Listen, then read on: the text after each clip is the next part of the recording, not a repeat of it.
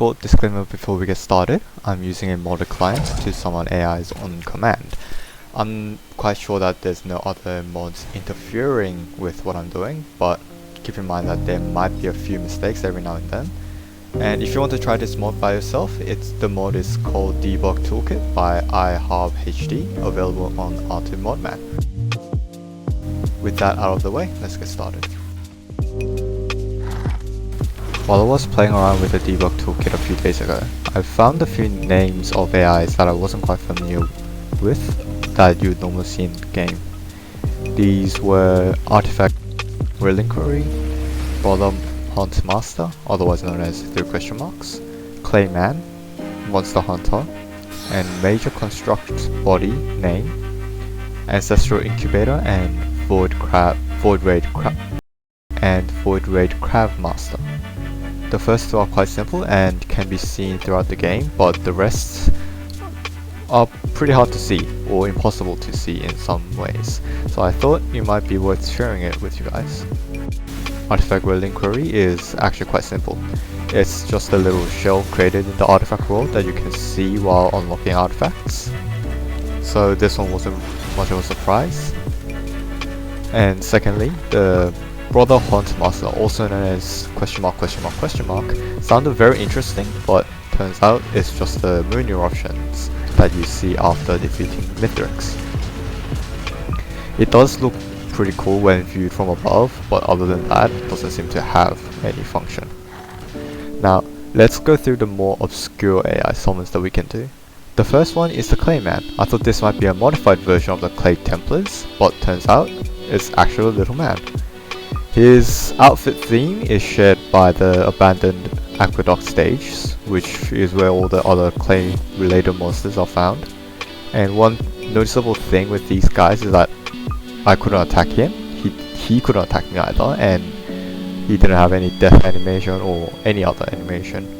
My guess is that he is some sort of a cut content at some point of the game and didn't make it to the final version. Next, we have the MonsterHunter casters AI. I use Huntress MonsterHunter here, but it seems like there's one for every single class. And this AI is a small version of the Huntress and acts very similarly to the Artifact of Vengeance AIs, but they are much smaller. Again, I think it might have been for testing or possibly for some content that lead to items like Google Jr. And possibly they could have summoned miniature versions of the players to help out with the fights. Now, up next we have the Major Construct _body _ name. Its initial appearance looks a lot like the Z Construct, but doesn't seem to have any flying ability, it just sticks onto the ground. It has a fully built attack animation and death animation. It works pretty much as intended.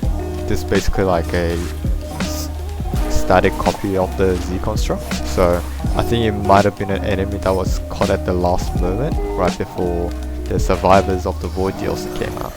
It might be possible that future DLCs cover more into the Construct related lore, but that's probably better discussed at some other time.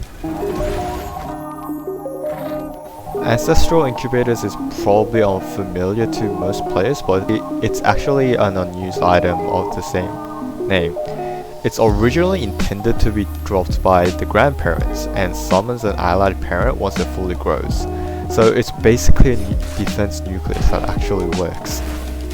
Unfortunately, this item is still unused, and I'd personally love to see it in the game in the future. Finally, we have the VoidRaidCrabMaster.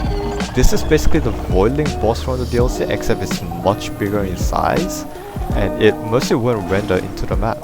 You can only see its full version during its death animation, which is also rather incomplete. For comparison, the normal Voidling that we fight is significantly smaller, and for some reason they'll fight each other if they're close enough.